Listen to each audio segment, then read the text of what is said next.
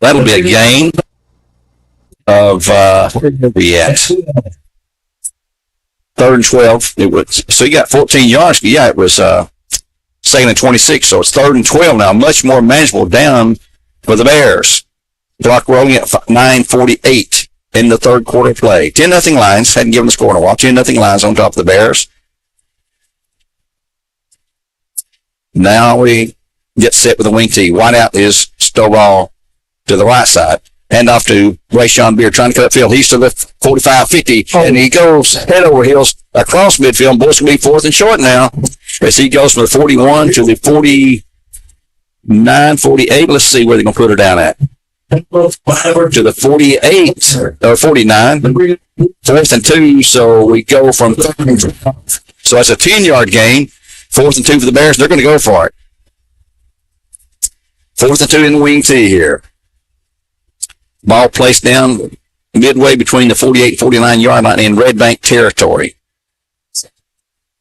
I'd say maybe the fullback. Yep, will be Landon, and he will fight, and he may have it. Boy, I believe the mark's going to go to him. Look at him. Yeah, he's at 47. And that's got to be a first down the way I see it from here. And we're looking right straight down the line. And that is, oh, they're going to measure this, but look at, he's got that. The yard marker is right on the 7. Yeah. I don't know from our angle, it's hard to tell, but it's going to be close one way or the other. Either the Bears give up the ball on 4th down, or we'll move the chains. Who ran that, Gary? That was Kenyon Phelps, and that will be, man, look how close this is going to be. At least have him get down on his knees and look at it. First and 10 for the Bears and Cleveland Ford. He actually got down on the ground to look at that thing. So first 10 at the Red Bank 47-yard line by just a fraction of an inch. That was a great series to come back from that long penalty. Man, yes, it was. 1st and 30 to get a first down. Yeah. Ball now at the Maryville, or I want to say Maryville, Red Bank 47-yard line. 8:48 in the third. 10-0 Lions on top of the Bears. They've shown some resilience and some fight tonight, that's for sure. Cook with the ball, hands it off, the end around. That's going to be hit for no. That's a live ball. Going to pick it up and take it in. He may go to the end zone. Let's see if he can stop him. It's going to be a touchdown. And a block in the back, and that's going to cost him the touchdown. He took it in the end zone, but the penalty's going to bring it back. A foolish penalty for Red Bank that time. He was beyond that. He was going to score, and some reason he pushed the Bear guy down at the 3-yard line, blocking the back, so he's not going to get the touchdown. They'll have it deep in Bear territory with the 3rd turnover of the night for the Bears. 2 fumbles and an interception. Here comes the call to make it official from the referee. And it's a block in the back. We knew that against the Lions. Back it up from the 3 to the 13. So we're in the Key of Cleveland drive zone, where it'd be 1st and 10. Oh, it's a Bear 12-yard line. So he had the touchdown in his back pocket before the penalty. So let's see if the Bears defense can stop them. We have put the ball on the ground way too many times. And man, that is we'd overcome the 1st and 30 to get the first down, then fumble it away almost immediately. Mercy.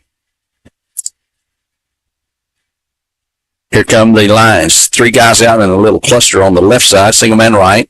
Merritt in the backfield. McGinnis at quarterback hands it to Merritt, hits the middle. He's going to get to the he breaks free. He's going to take it into the end zone. Touchdown Lions. He'll carry it the final 13 yards. He was hit at the 10 and kept fighting and spinning free. A little fire plug, so the Red Bank Lions extend the lead to 16-0 with an extra point coming up. Number 4, Oliver Merritt. He is their second leading rusher, but tonight he has been their leading rusher. Thompson to try the extra point attempt.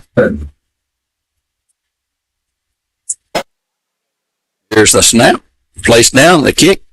It is good. Timeout on the field at 8:23 in the third. 17-0 Lions over the Bears. Back in 1.5 minutes for a Red Bank kickoff. CRCC is a calling that God placed on my life to really step out in faith on something that I didn't think I could do, and it's been amazing to see how God's worked through it. CRCC stands for Crossroads Community Church, but we're a church that our vision is to be a life-giving church in our community. We do that through helping people know God, find freedom, discover their purpose, and then go make a difference. And so that's what we're doing every week, is helping people discover their jam and go make a difference.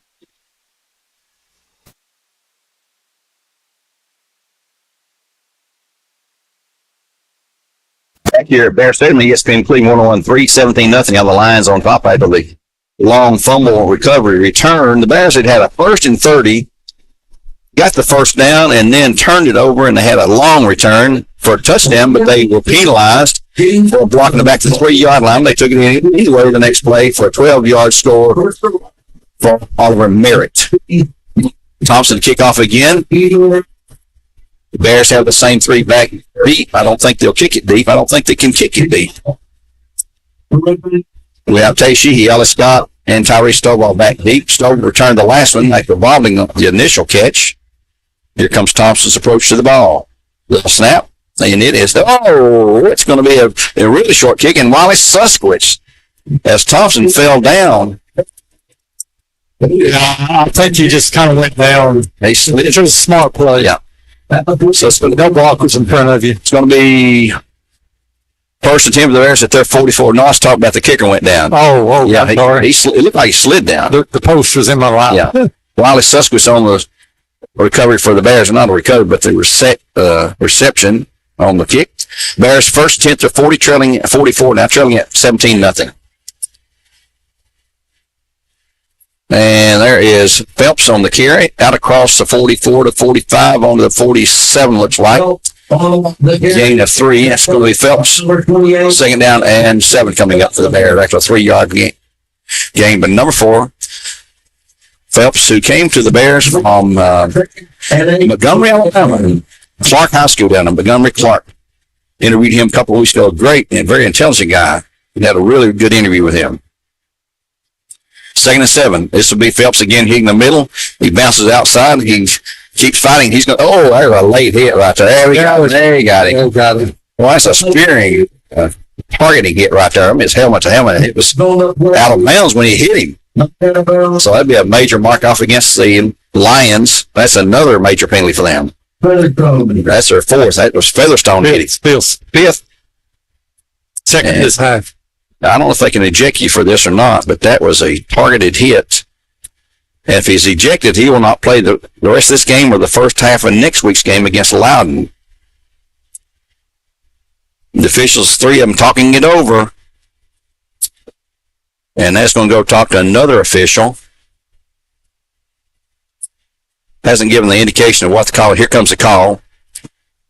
Personal foul on the Lions. This panel's just a 15-yard mark off.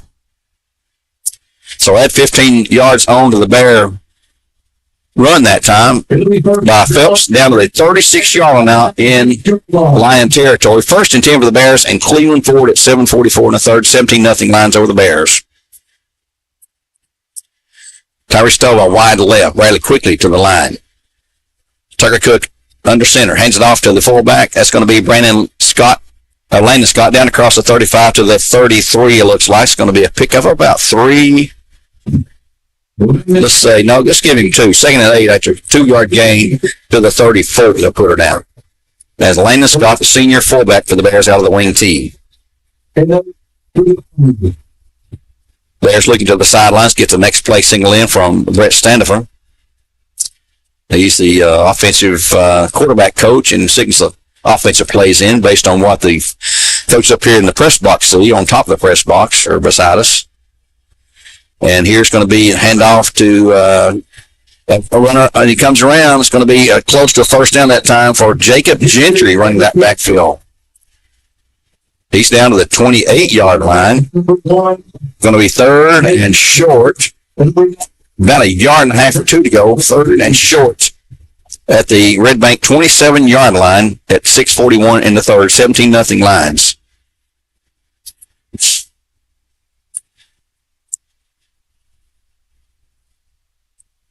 Bears set. Phelps on the right side. Cuts through. He's to the 25. Breaks free to the 20. He's to the 15. He's to the 10. He's to the 5. And he's finding out at the 1 yard line, looks like a 26-yard gain to the 2 yard line, 25-yard gain to the first and go for the Bears and Cleveland Ford. At the 2, what are they going to make it? Make the 3, I guess. Clear everybody up. Yep. 24-yard gain to the 3 yard line, first and go for the Bears at that point. Great run. He just, first contact don't get him. No. And then once he got down there, he started looking for the space to go through. Yep. Kenyon Phelps doing his thing again tonight. Boy, he has really taken to the swing tee. We're set to go again. He will go in motion. They'll hand it to him. He'll go into the middle, hit the line, and go straight into the end zone. Touchdown Bears. Kenyon Phelps, the final 3 yards. At 6:13 in the third, the Bears get on the scoreboard and make it 17-6 with a PAT attempt coming up. That's a Tennessee Valley Urology touchdown for the Bears. And the extra point coming up for L&B Appliances here. Tennessee Valley, TNValleyUrology.com with offices in Cleveland and Athens. Torvin White, the left footer. There's short a man. Here comes big 55 rumbling in there for the Bears. That is Eli Taylor. He and Ben are twins on the Bear team. They're juniors. The snap, the place down, the kick is right dead solid. It's good. It's 6:12 to go in the third. 17-7 the Bears up. Back in a half minute for the kickoff. At your Geico local office, we know that time flies.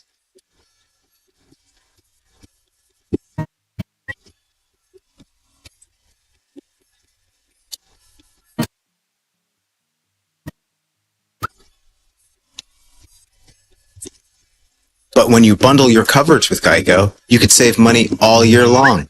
Contact your local agent to get personalized service and even more savings. Back here at Bear Stadium on ESPN Cleveland 101.3, where games are supplied to you by Wholesale Supply Group. The Bears are on the scoreboard 17-7 at 6:13. They say on the scoreboard clock, 6:13 to go. Getting ready for the Bear kickoff from Holden White.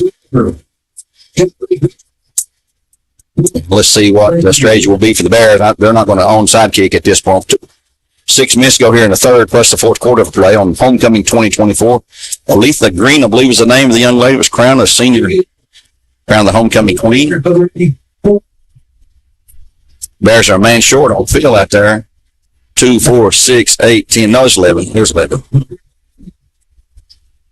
Back deep for the last number 1, Caden Lovelace. Number 10, Shaw Carter. And also Drayden Collier. Here's the kick.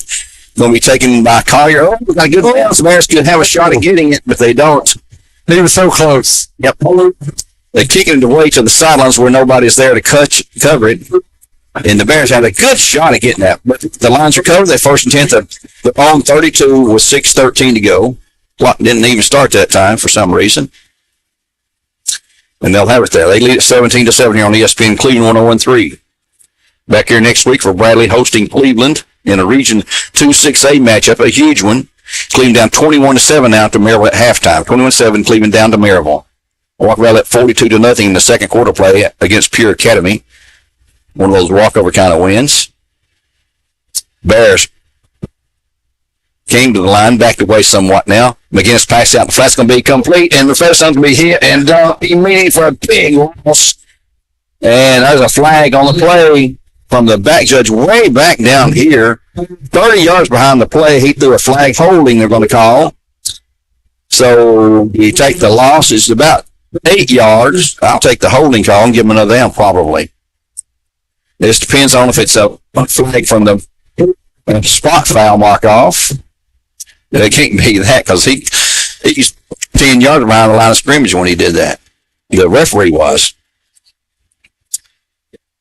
So a long discussion again with the officials. Here comes the call by the guy to white holding on the lines. Another major penalty. It's declined. They'll take the loss, make it second down, and 18 to go off the Lion 24-yard line now. They've got to get to their 42. They lead at 17-7 at 6:04 to go in the third. Boy, this would be a great place for a pick six right here. McGinnis with Merritt behind him, trips left side. He goes in that quick squat. Hands it to Merritt. No, he keeps himself, and he's going to be chased down. It's going to throw it at the final second, and they'll be completed, but a very short game. Still going to be 3rd and long now. Still more than 10. Caught by number 3, Graydon Collier. Still going to be 2nd down, 11, almost 12 to go. 3rd down. They declined the penalty. It's going to be 3rd down at the 30-yard line. They've got to get, it's 3rd and 12 for the Lions at that point with 5:46. He did go out of bounds over there. Boy, this is where we got the momentum now if we can hold them here and get the ball back. Just coming off a score. Red Bank has really made some crucial penalties tonight. Major penalties. McGinnis looking to throw, being chased. Going to run for his life now. He's going to roll out and try to run it for the first down. He's going to be met by 1, 2, 3, 4 Bears. There's a flag right there again. And let's see what that was called by the side judge. He's going to be way short of the first. He's tackling 35. It's still 4th and 7 at that point. And I believe it's going to be another holding call. Jacob Gentry on the tackle of the Bears. They had 3 or 4 Bears waiting on him. Holding again on the Lions, and they may decline it. Yep, going to decline again. So it's going to be 4th and move the stick or the marker. Well, they got to give him the line of scrimmage where he got to. The yard marker guys, there we go, the down marker. He's got it now. At the 34-yard line, 4th down and 8 to go. And back deep, Tyrese Stowe. I'd love to see Tyrese get a good catch where he can take off and return it. It's hard to do that, seems like, in high school anymore. You don't have good punters from those guys. You have to get the ball back. Robert punts are hard to catch. Yeah. So you get out of the way and try to protect it from having a turnover. Here comes a punt, and this will be taken by Tyrese on a fair catch at the 42. The Bears in great position again. 1st and 10 for the Bears at the 41-yard line, we'll call it. At 5:03 in the 3rd, 17-7. Let's see, we'll keep it here this time. We'd like to remind you about some of our other sponsors, the Vortex Center for Orthopedic Care for all your orthopedic needs. Visit him at Vortex.com. Dale's Heating and Air. You know the website, justcalldales.com. Chick-fil-A located on Key Street in Paul Huff. Download that app and you'll get all kind of offers. I've got that downloaded. Love Chick-fil-A. And Crown Jeep Ram headquarters in Southeast Tennessee, I-75 exit 20. Bears out of the wing tee. Handoff Brayshawn Beard, left side. He's going to have 5. There's a flag. My goodness. That's going to be on the Bears, I'm afraid. That's Gentry, number 3, not 23. No, let's see. Get me a number here. 23. That is Brayshawn Beard. Gentry into the game now. And I believe this will be a hold, or a face mask. Let's see what this is. It's holding on the Bears. They'll mark this from the spot of the foul at the 45-yard line, 10-yard mark off back to the 35. So it's going to be 1st and 16 to go for the Bears now. After the mark off, they'll repeat the down. You're listening to ESPN Cleveland 101.3, 4:55. Been a long 3rd period after a quick first half. From their 35, they'll have to overcome the penalty. They lost 6 yards actually from the line of scrimmage on the play, which was 1st and 10, 1st and 16 now. Bears rush to the line. Tight formation.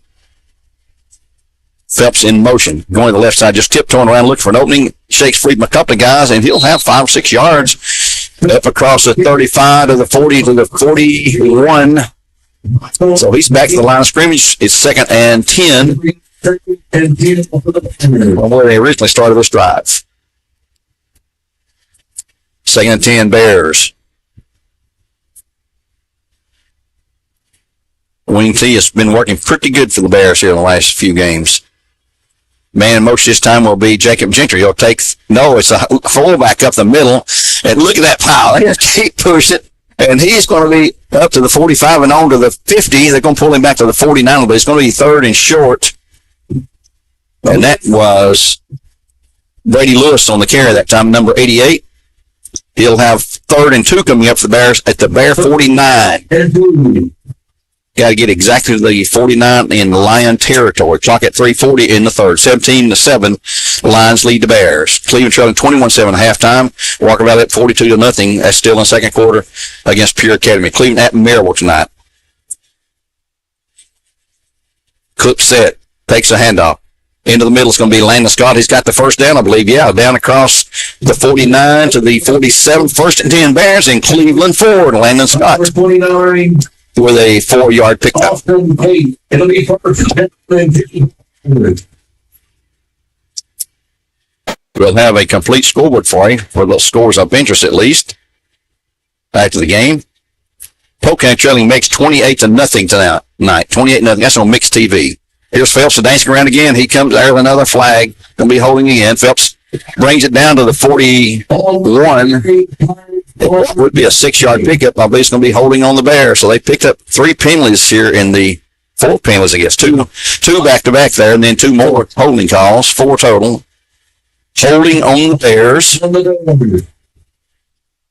So they will move it back. That's 40 yards of penalties this quarter. Into Bear territory to the 43. Gonna bring up First and 20. And I'm going to lower the window here, Steve. See if we can keep a little cooler out of here.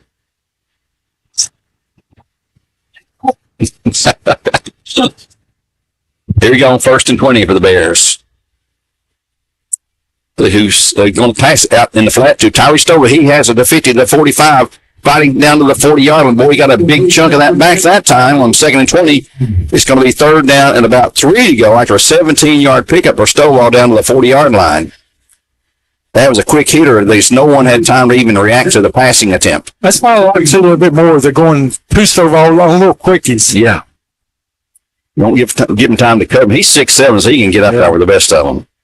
Quickly on 3rd down, or 2nd down 3 coming up. It'll be Phelps in the middle. He's going to be getting close to the first. I believe he's got it. by number 21. It's going to be Featherstone tackle. It's a 1st and 10 though for the Bears and Cleveland Ford down to the Lions 37-yard line at the 37. 2:01 to go. They'll crank the clock when the sticks are set.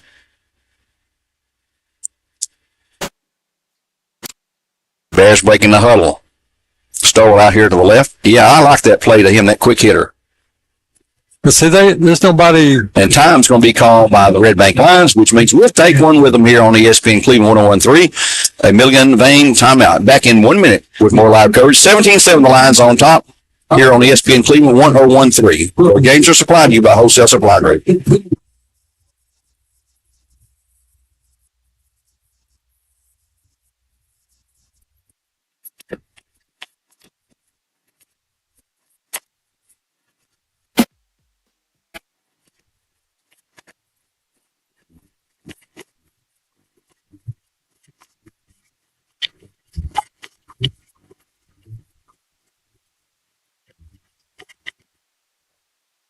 McDonald's, we're making changes every day to serve you better. It's what we're made of. And serving you better means fresh beef quarter-pounder burgers. Your burger, his burger, her burger. All cooked fresh, right when you order. Made from pure North American beef and just a pinch of salt and pepper. Because we think there's nothing better than a fresh beef quarter-pounder burger made for you, right when you order. And that's just one way we're showing you what we're made of.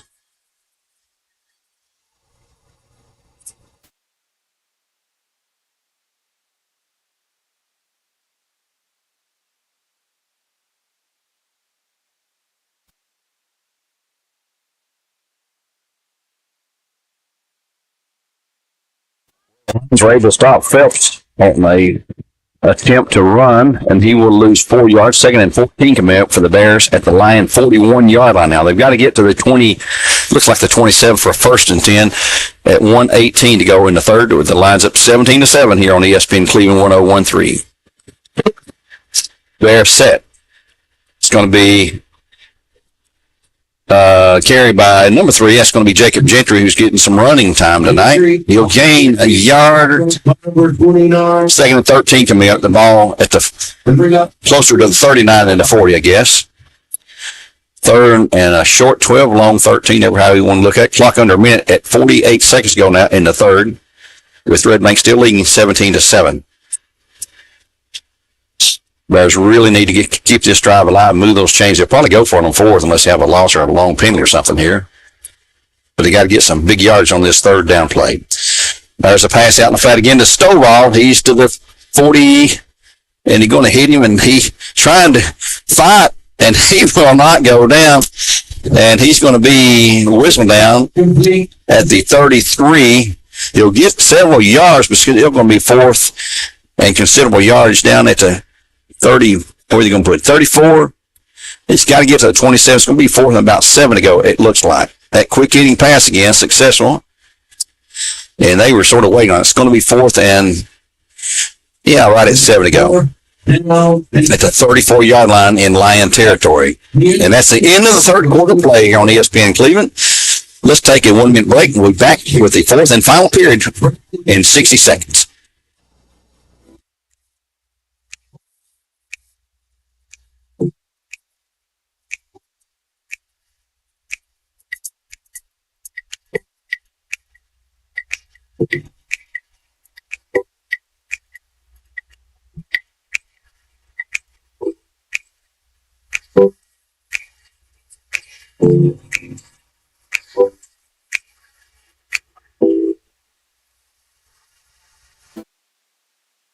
Right now you're wondering, what's next?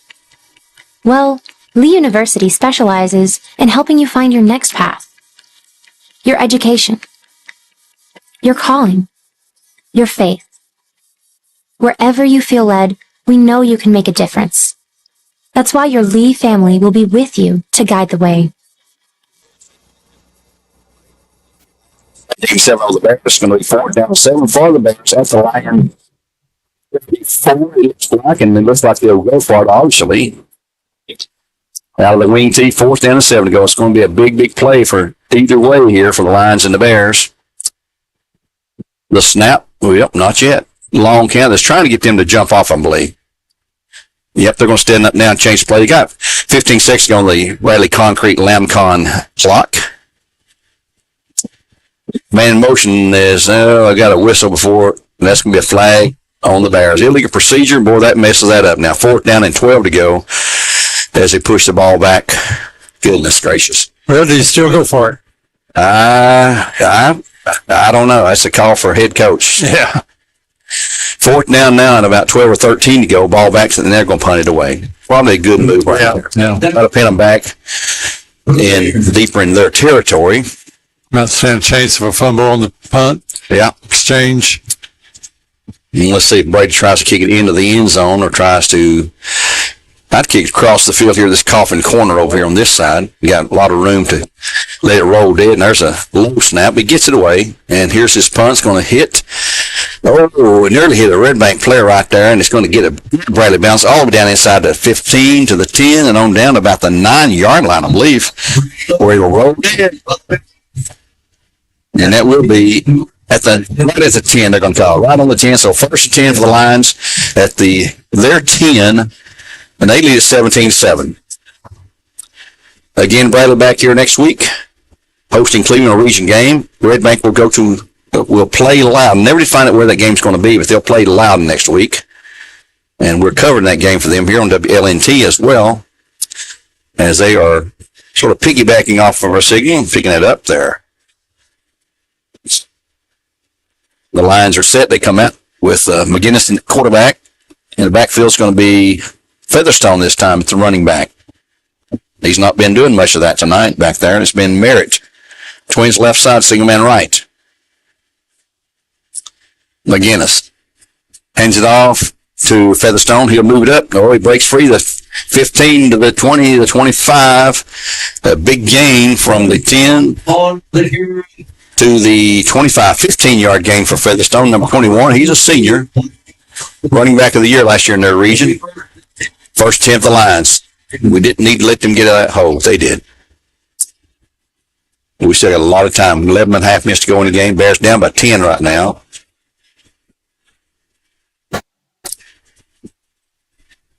Line set, Twins to the left side. It's in a double stack, left side, single man right again. McGinnis with the ball, hangs it off. Featherstone again.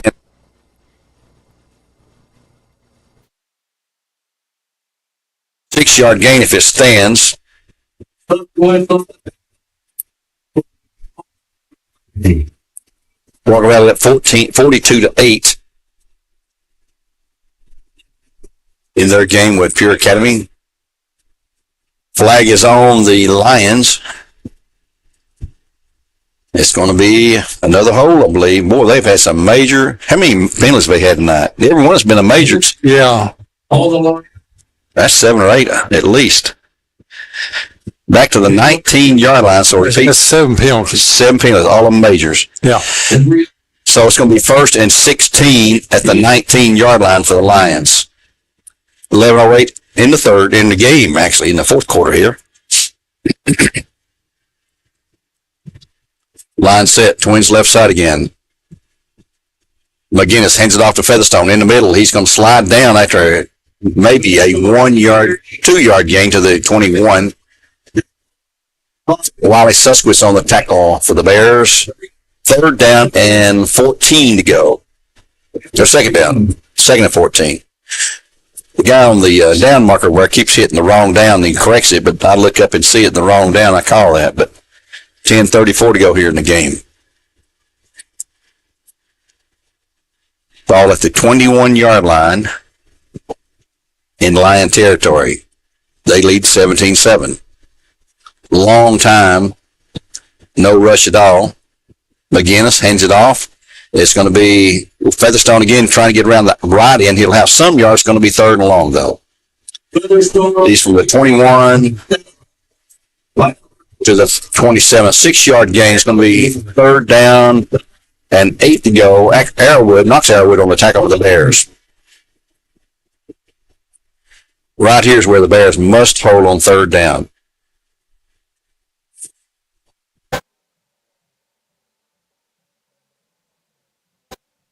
Just got a call from my good friend Wendell. Thank you. Wendell Weathers said that Hickson,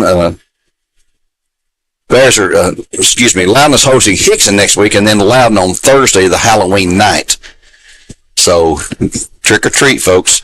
McGinnis rolls left, and he's being chased by a host of Bears, and he's going to be hit and knocked down back to 31 or 2 for a 4th down coming up. I'd like to thank Wendell on the air here since I know he's in Florida. Lucky dog down there listening to this game on our website. Wendell provided lineups and information this week to us, and always have prepared for the game like that. And Wendell, I appreciate that. You helped me a lot last year, and I hope we can turn a favor to you sometime. So the Lions will have to punt. Stovall back deep, about his 40-yard line. Should get great field position here. Going to punt, it's going to be Caden Lovelace, number 1 for the Lions. He does the punting. Thompson on the place kicking. 17-7 at 9:20 to go here. Red Bank taking a lot of time between plays now, just eating some clock time. The snap is perfect too. And boy, they nearly had the block, and there's running into the. I don't think they're going to call a flag though. And the Bears will have it 1st and 10. Where are we going to be? At the midfield 50-yard line. They just bumped into him, and he put on the Academy Warrior Act. They about ended my life. How they. Bears got kind of blocked into him a little bit. We got lucky. Yeah. Bears have it 1st and 10 at the 49-yard line at 9:05 to go in the game. So Loudon will be playing Hickson next week, and then they'll take on Red Bank. That'll correct. Red Bank will host Hickson, then they'll take Loudon. I got it right in me here. They'll play Hickson next week, and then Loudon. Bears come 1st and 10. They're 49 in the middle. Guy, ask Brady Lewis. He's going to have 5, 6, 7, 8 yards down across midfield, the 45 to the 43. 8-yard pickup, 2nd and 2 coming up for the Bears in Lion territory. 2nd and 2 for the Bears. Clock will become a factor. They trail 17-7 to the Lions.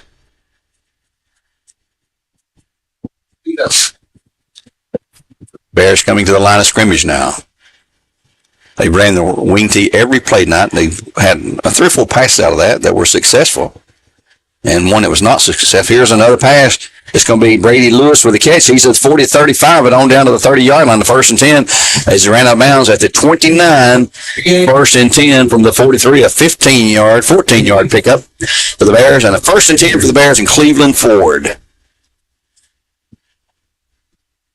At the line 29. Momentum right now is sort of swinging the way of the Bears. They quickly come to the line. They're speeding up. They're breaking out of the huddle out.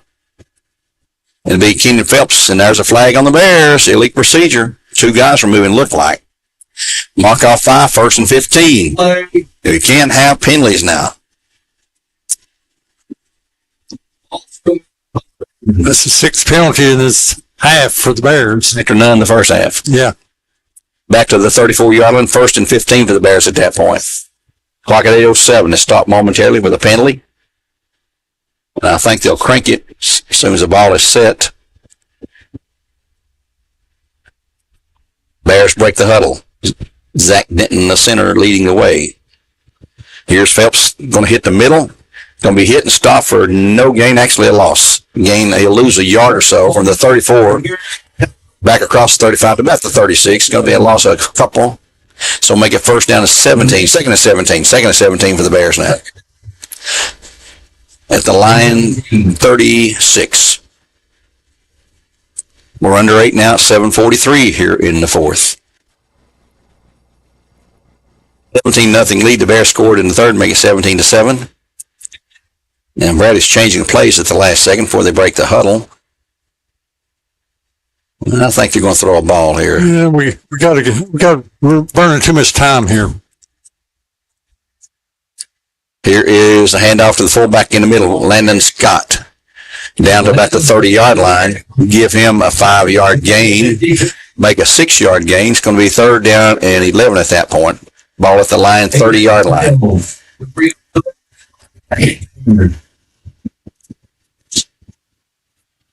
Bears huddle up. They always huddle up on the wing tee. You really have to on the wing tee. Game clock at 6:50. Cook back to pass, looking down the field. He's throwing towards Stovall. Down the field. It's going to be tipped out of bounds. Incomplete. It's going to be 4th down. He's seeing double coverage every time he goes out, and triple sometimes. Now, 4th and 12, he's going to throw the ball, you would think. That will stop the clock at 6:41 to go. And this may be the down the Bears have to convert for a 4th down to have a shot at coming back to challenge the Lions in this game, who lead at 17-7. Again, I've been saying all along that Loudon will play the Bears, or the Lions next week, but it's Hickson. The Lions will host Hickson next week, and then host Loudon on Thursday, Halloween night, the 31st. The last day of early voting, by the way, folks. Cook back to pass, looking, and he throws it. He got hit as he started to throw it. The hands of a big lineman there. And so the ball will go over on down to the Lions. They'll take over 1st and 10 at their 30-yard line. They lead at 17-7. You're on ESPN Cleveland 101.3. Let's take a 30-second timeout. Come back with live coverage.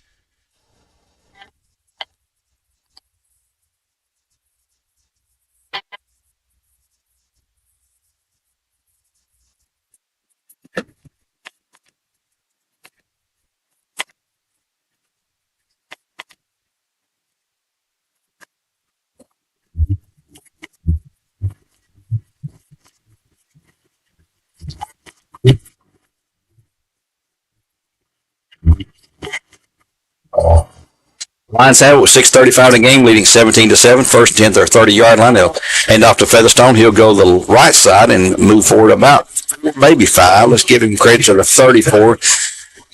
2nd and 6 coming up. Wallace Susquis on the tackle of the Bears. Off the line, 34-yard line.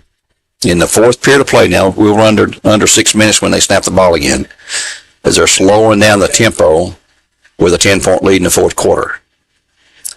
Cleveland's trailing 21-7 as they went into the halftime. Probably out of that in the 3rd quarter now. Walker Valley was up 42-8. I think that was at halftime. So they got the running clock at Walker Valley for sure. Here come the Lions. A long time. 12 seconds on the Bradley Concrete Lamcon play clock. They're going to let it run. He's just standing there looking at the play clock. McGinnis is, and now here comes a snap and off, and there's a loss for Featherstone. He'll lose 4 yards. And that one blew up for some reason. Landon Scott again on the tackle. He's had a tremendous game. 3rd and 10 now with 5:24 with the clock running here in the 4th period. Lions cling to a 17-7 lead. They come in at 5-2. I believe was the record. Bears come in at 3-4. Bears here next week with Cleveland Region 2-6A game. Merritt in the I back behind McGinnis with trips to the left side. You know they're not going to throw it. Bradley rushing. No, they're going to drop back, throw up to a flag before they can throw it. Another penalty on the lines. Illegal procedure coming up. It's going to be 3rd and 15. Stopping the clock at 4:53. Illegal motion by the Lions. I'm not sure if this is a typical Red Bank game with all the penalties they've had, but that's got to be driving their coach nuts over there. That's 40 yards penalties on them is half. Ted Gatewood, their head coach, veteran coach, old school kind of coach. A tremendous player in his days. 11 penalties this half from both teams combined. Wow. Bears had no penalties the first half. So it's 3rd and 15 from the 25-yard line. They're letting that play clock run down. And the game clock hits at 4:34, ticking away. Triple man line up over here on the left side in a cluster. Got to find what they call that set there. McGinnis back, throwing across middle, incomplete as it bounces on the ground. It's incomplete. 4th down and 16 coming up, and they'll punt it away. Here comes the punt team at 4:21. Incompletion stopped the clock. That's good for the Bears there, who trail 17-7. Stovall back at his 45-yard line. They're going to get good field position. Now, Bradley has really controlled the field position here the second half in a big way. Redrick's been on their end of the field almost the entire half. Hayden. Bears have picked up a score. Back to receive. Here we're set for the punt now. Bears dropping back like they might set up a return here. The snap finally comes to Lovelace, and here's his kick. It'll be Stovall at the 45 to the midfield. He's ran out of bounds about the 40, and there's a 15-yard on somebody. It's going to be Stovall. He put his hand up under his face mask, pushed his helmet off. Penalty on the play. Well, that is unfortunate penalty, if that's what it's going to be. It looks like it will be. At midfield, they'll mark a penalty off from there. Official talking it over. And let's see what the call is going to be as he steps forward. There's a mark off against the Bears.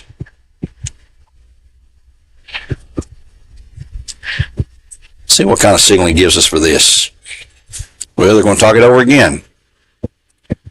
The Bears are backing up. They're going to mark it against them Bears 15 yards. 15-yard penalty on the Bears. It'll be And that was a really, they're going to call this a personal foul on the Bears. That is unexcusable there. I mean, he was just kind of giving him the stiff arm coming over, and then went across the sideline. His hand slipped up under his face mask and pushed his helmet clean off. It'd be 1st and 10 for the Bears. That was a live ball foul. Back goes Cook throwing out there, throwing way deep for Stovall and overthrew him. 2nd down and 10 coming up at 4:05 to go. 2nd and 10 coming up. The Bears have it at the 35-yard line in their territory with the lines up 17-7. We'll give you all the scores we can get you on the Elders Ace Hardware scoreboard in our post game. And our stats brought to you by Waste Connections. We have a Dale Segan player of the game for you as well. Clock stop 4:05 with the incompletion, 2nd down and 10. Cook's got a good arm on him. He's just a young freshman. Talked to his dad before the game tonight. And off to that's Landon Scott. He's got the 1st down and then some. He's still going, and there's another flag. Oh my goodness. He's all the way down to the 43-yard line in Lion territory. Let's see what this is about. He ran from the... So 15, that's a 22-yard run for him, and the penalty, I believe, is on Red Bank. Yes, it is, from the 43. Let's see what kind of call this. Personal foul. It's a 15 face mask. 15-yarder. 15 on top of the 22-yard and push the ball all the way down to the Lion 28, which is a 1st and 10 for the Bears and Cleveland Ford at the Lion 28 at 3:58 now in the game. And that stopped the clock for the Bears too. Yeah. Yeah. And well, he's out of bounds too. And, it sure did. And of course, we got all 3 times out left. Red Bank has 2. Phelps in motion. And here's a sort of a counter handoff down to the 26. It may be Landon Scott. Let's see when he gets up. Get a number here. That's Gentry, number 3 on the carry. And he'll get just a couple. It's going to be 2nd down and 8 after a 2-yard gain down to the Lion 26-yard line. And the clock is running on the running play now at 3:33 to go in the game. Bears down 17-7. At some point, you're going to have to go to the end zone. Ayers Cook going out in the pass to Stovall complete to the 20 to the 15. There'll be a 1st and 10 for the Bears and Cleveland Ford at the 15-yard line. So a nice little gain right there. Let's see, about 12 yards to the 15. Bears quickly now coming out of the huddle. Phelps in motion. They'll hand it to him. He'll hit the middle. He'll fight forward to from the 15 down to about the 12. It's going to be 2nd down after a 3-yard gain. Call it 2nd and 7. We're going to be under 2 minutes or under 3 minutes when the ball is snapped again. Eugene Hudson. In motion again, Phelps. And there's a pass. Looks like Cook caught his own pass. Well, I think he got his hand. Somebody tipped it up and he caught it. Well, there's a completion for Cook. No gain. Not good to catch your own pass. That means you're not going to get anything. 2nd down and 10 coming up. 3rd and 10. 3rd and 10. Under center again quickly. Cook back. And there's a flag on the Bears. Procedure penalty again. They're trying to go to a hurry up out of the wing, and that's tough to do. 5-yard mark off 3rd and 15 now. Ball back to the Lion 20-yard line. 2:27 in the game. Well, if you score, you're going to have to go for an onside kick. There's no doubt about it. Oh, yeah. You have no choice. Bears to the line. 2:13, clock ticking. Let's go, guys. Let's go.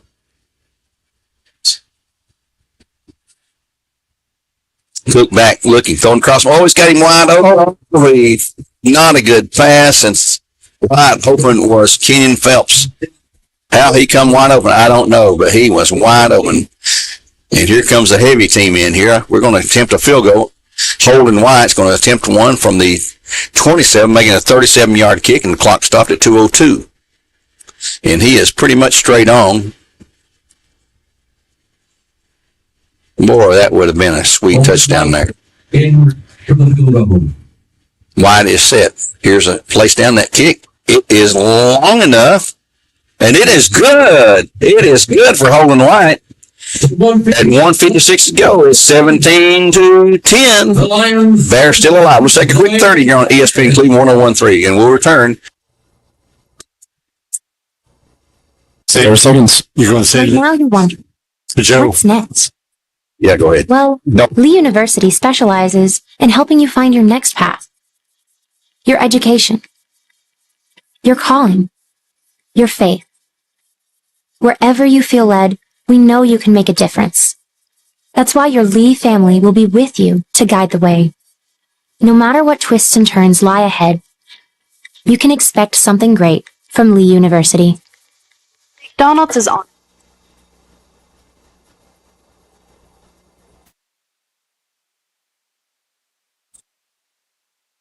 The Bears have fought back from a 17-0 deficit, making it 17-10. Minute 56 to go. The Bears going to kick off. And I would bet everything I own, which ain't a whole lot, that the Bears will try the onside kick. They're going to line up Holden White to do the kicking. Let's see who the Bears have on the front line. There's Stovall. There's Phelps. They got the hands team up there on the right side here. They're going to kick it this way toward the Bradley bench, I guess, because Holden's lined up that way. He's a left footer, and Red Bank sneaking up there, and he's got it. It's a Bear 49. Number 24 will receive it. That's Jacoby Sally. At their 49. At the Bear 49 with a minute 55 to go. The Bears do have 3 times out left. Red Bank has 2. But Red Bank has the lead at 17-10. Got to get a stop on this play right here. Yep.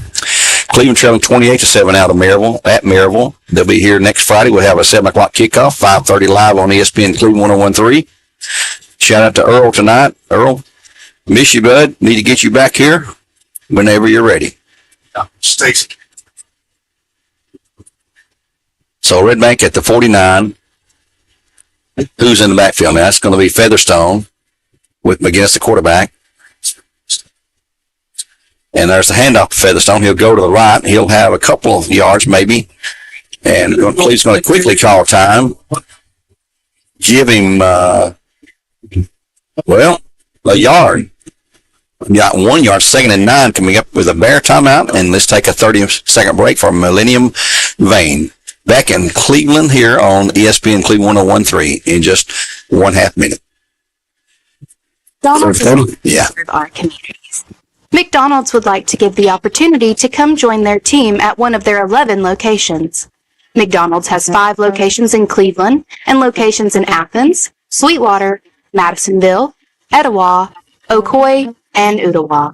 It's as simple as texting APPLY to 38000 or dropping by one of their 11 locations for an application. They offer flexible schedules, tuition assistance, and competitive wages. Come join the winning team at They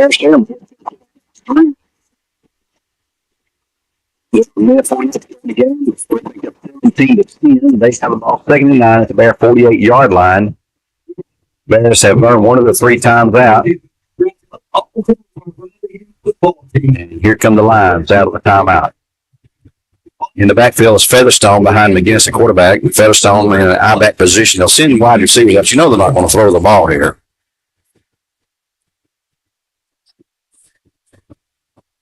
Play clock's at 17, but the game clock is stopped. McGinnis, and there's a flag on the Lions. And I think he said offside was the indication. They're going this on the line. On the official is offsides. Man, offsides on the Lions. That's just where you line up. Wrong. Well, 2nd and 14 now. We'll take the penalty. No time off the clock in that case either. 49-8 final from Walker Valley. 49-8 Final. That's a final. 49-8. Walker wins over Pure Academy.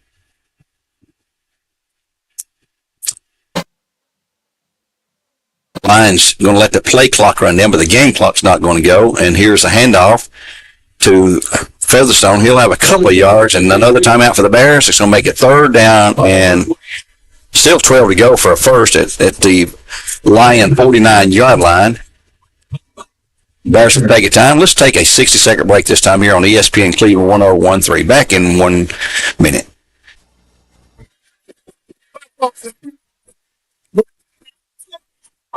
See,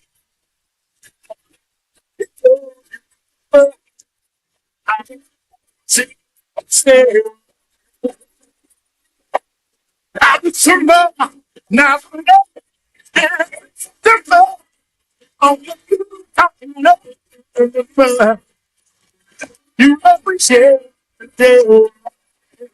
Yeah.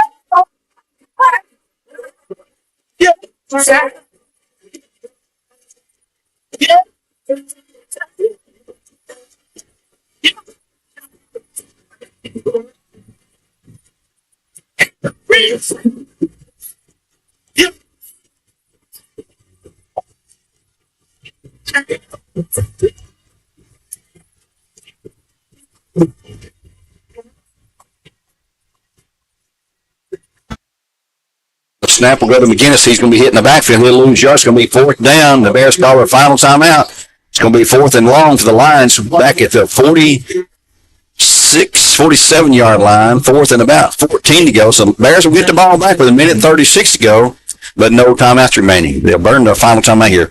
I'd like to tell you about our good friends at Dodge Ramdown on exit 20 on I-75.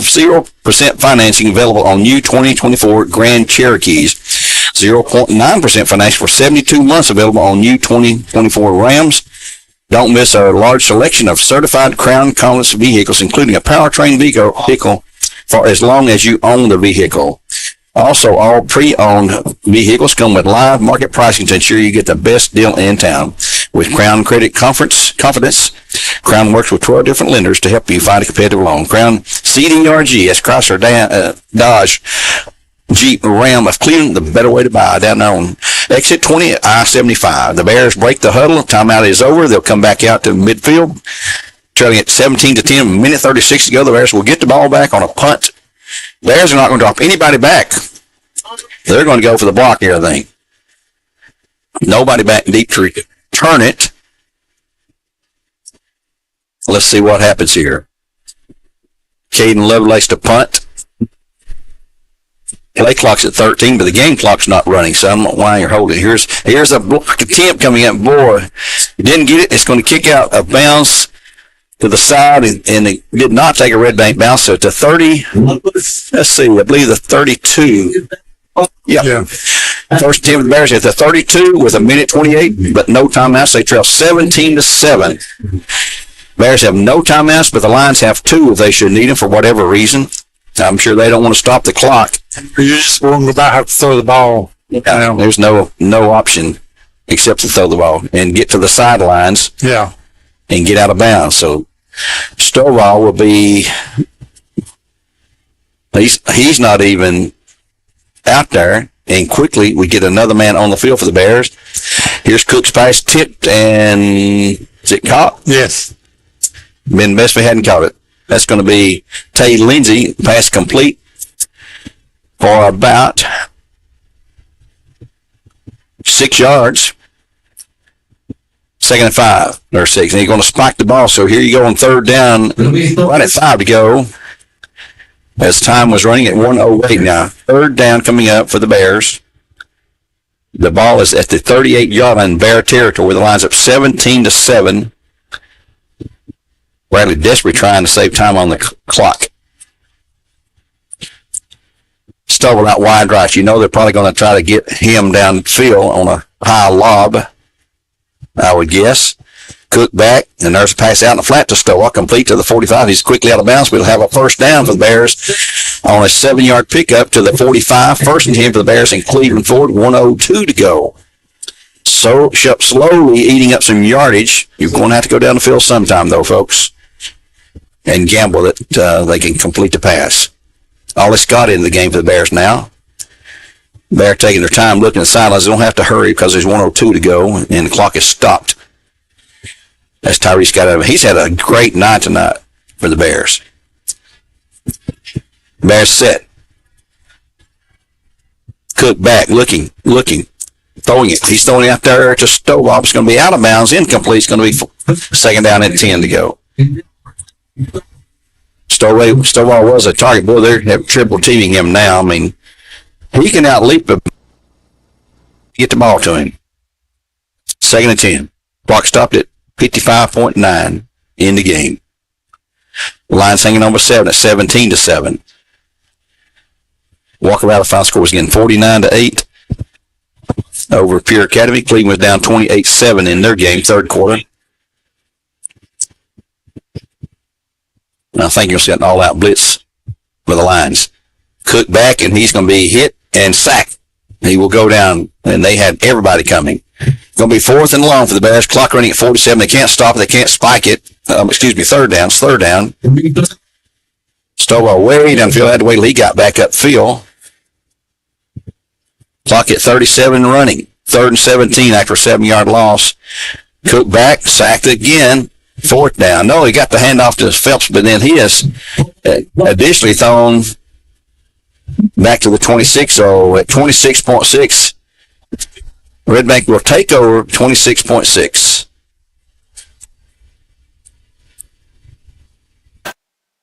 Was that 4th down there? Yep, it was 4th, yeah. They're slow on the yard down marker over there tonight. 26.6. Looks like the Lions can take a knee. 26 seconds to go on the game clock. You have a 25-second play clock. So if he runs a couple of yards, going to eat up the clock, and they're going to have Featherstone way back about 20 yards behind the line of scrimmage in victory formation. And the Lions looks like they'll pick up another win here. been a good battle here. The Bears fought back after getting down 17-7. McGinnis will take it and take a knee. And I think that's it. That's going to be the game. As they have not enough time to get another playoff and don't need to. So, Coach Damon Fultz going to lead his squad across the field to shake hands with Ted Gatewood and his group. And the Lions will win this game. 17-10 will be the final here on ESPN Cleveland 1013. 17-10, the Lions win it. Bears will drop to 3-5 with 2 games remaining in the regular season. Let's take a time out here on our post-game show, and we'll come back to look at the Waste Connection stats, Elvis Ace Hardware scoreboard, and wrap things up from Bradley Central here. Back in 2 minutes with more live coverage on ESPN Cleveland 1013. We're going to provide you by Wholesale Supply Credit. Clear for 2 minutes. Is a calling that God placed on my life to really step out in faith on something that I didn't think I could do.